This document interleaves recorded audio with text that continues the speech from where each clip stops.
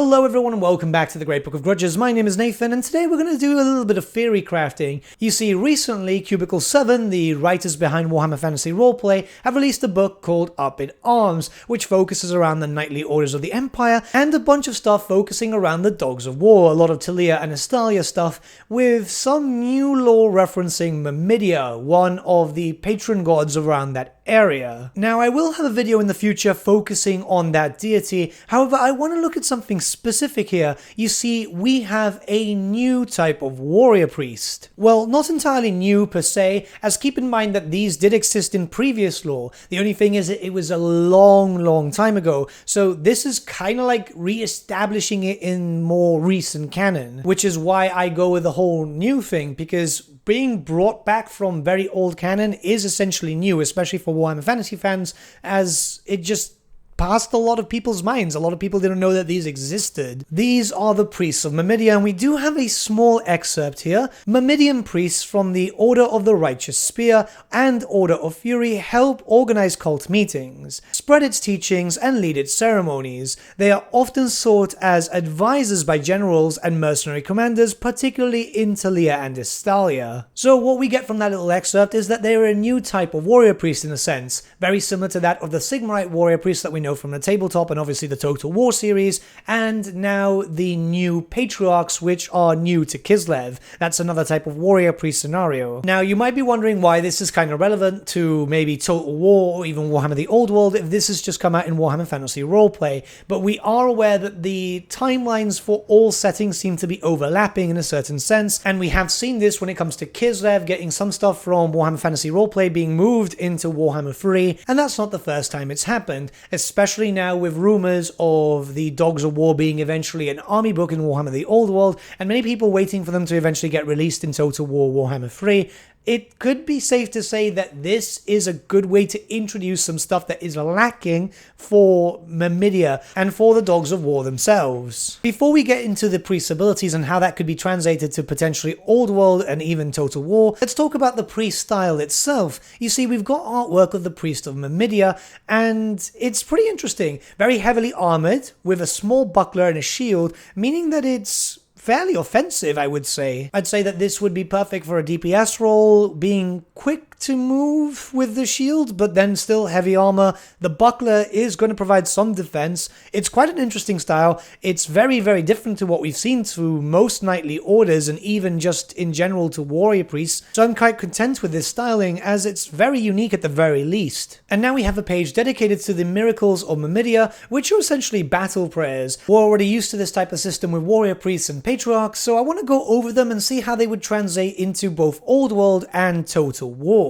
So let's start off with Command the Legion. Mamidia carries your orders across the battlefield. You may issue a command to any ally within line of sight. The command must be relevant to the accomplishment of an armed struggle or ongoing strategy. Any leadership tests you make as a result benefit from a +10 bonus. So for both Total War and Tabletop, this could easily be a leadership bonus, whether on single target or area of effect if overcasted. The thing is, keep in mind that there's a lot here. We wouldn't see all of them being done as skill points or even abilities on the tabletop. Obviously, the RPG needs to be a bit bigger with more different options and so on, because it makes sense for an RPG game. The next one is Dismay Foe. You embody Mamidia in her most wrathful of aspects. Gain the Terror 1 creature trait. So easily this could translate to giving you terror for a bit of time. This could translate very well, but I don't know how useful it would be in both Tabletop or Total War, mainly because, well, it's something that doesn't really fit too well for that aspect. Gaining terror for a small amount of time falls more within the laws of dark magic or anything else. I don't know if it would work too well here, considering when we see the other potential abilities. Next one is In Good Order. Knowing that the situation is hopeless, you pray that your forces do not suffer from a disastrous rout. While the miracle is in play, any allies may break from combat without allowing the enemy to gain advantage or make free attacks. This is something which is very specific to here, and also Tabletop, funny enough, as you can try to run, but it does make it a bit more difficult. I could see this being translated in the literal sense for Tabletop,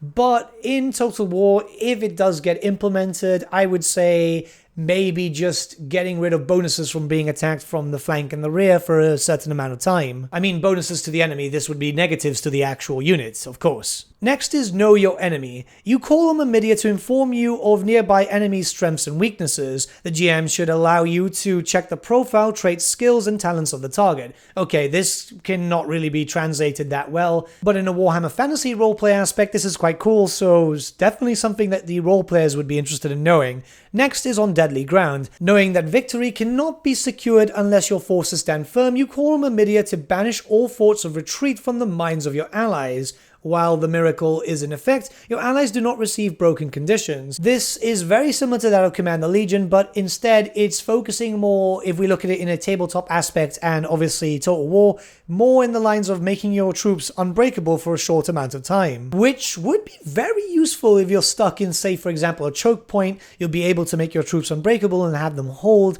I quite like how the miracles are looking here, because they're obviously very defensive, and it's making it look like if we get Dogs of War, if we get something focusing around Talia and Estalia, which we're very much expecting in Total War and obviously in Warhammer the Old World, it's going to make the faction more defensive, but be able to take a punch. Next is Quick Strike. Infused with Myrmidia's power, you benefit from heightened reflexes and can anticipate your opponent's moves. At the start of every round, whilst the miracle is in effect, you may attempt a challenging +0 initiative test to gain an immediate free attack outside the normal turn sequence. This attack is resolved with whatever weapon you are carrying in your primary hand.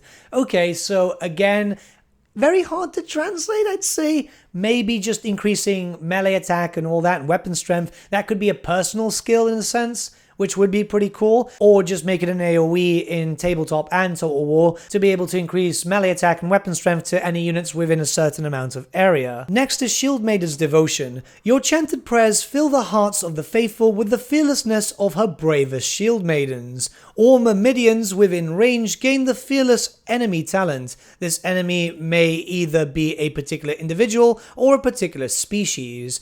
This is pretty cool for the Warhammer Fantasy roleplay aspect, I quite like that, and I see it being translated as being immune to fear in both Tabletop and Total War, possibly for a certain amount of time, or it could just be something that the character itself becomes immune to fear and terror, just to be quite interesting. I don't know, we're gonna have to wait and see, but that sounds pretty cool. Next is Skill of Combat. You embody in your allies the skill of Myrmidia. Whilst this miracle is in effect, all allies in range benefit from a +10 bonus to their weapon skill and ballistic skill. This is really cool, as obviously we know how to translate this very well for both Tabletop, it's just increasing those particular skills, and in Total War this would be increasing weapon damage and missile damage in an area of effect. I love area effect stuff, it's always really helpful, so this is going to be quite good, especially if we do see this translated in the future. And lastly we have Vengeful Wrath. You are filled with the righteous indignation of Myrmidia. Whilst this miracle is in effect, you must charge and attack the nearest unrepentant enemy.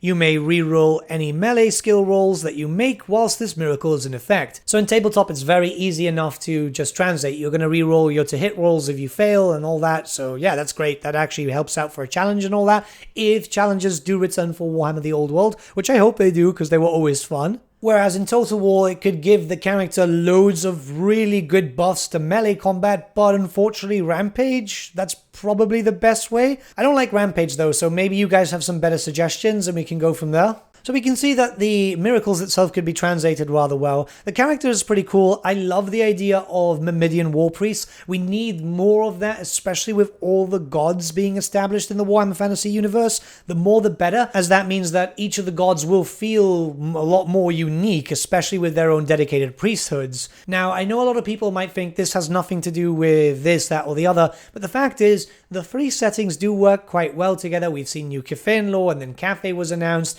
We saw stuff for Warhammer the Old World that kind of linked up with this too. The fact is that we are seeing the three settings being very much merged in a sense, and that comes into effect when we look at other things too, where tabletop specific characters have been featured in Warhammer Fantasy Roleplay and vice versa. I think this is a great way to start fleshing out Dogs of War stuff a lot more. The book itself has a lot of Dogs of War stuff. I would recommend reading it through if you're interested in Warhammer Fantasy in general, as you get the PDF download on the same day. This is not a sponsored ad or anything, by the way, it's just because I am a big fan of the series, but even I'm not blind to see that everything's kind of linking up, and this is good because if we see something like this being implemented for Dogs of War, I would be quite happy. It would make them far more unique, as if you look at the Dogs of War army book, there's a lot of stuff that's missing, especially proper hero choices. This is a definite hero choice. But let me know what you guys think in the comments below, and let's start a bit of a discussion. But with that, my friends, we've come to the end of our video. Thank you so much for watching. If you did enjoy the video, might I suggest giving the video a like, or even subscribing to the channel, as it really does help us out.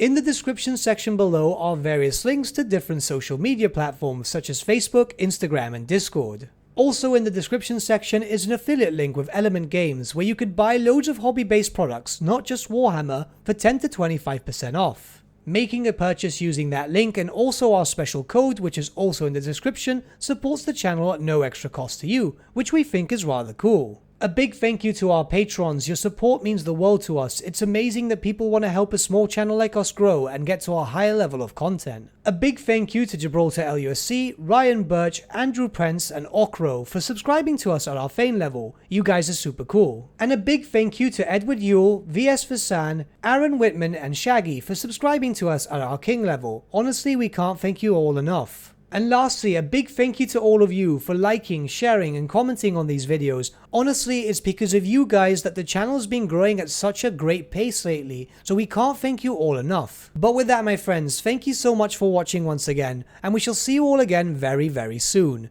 Have a good day.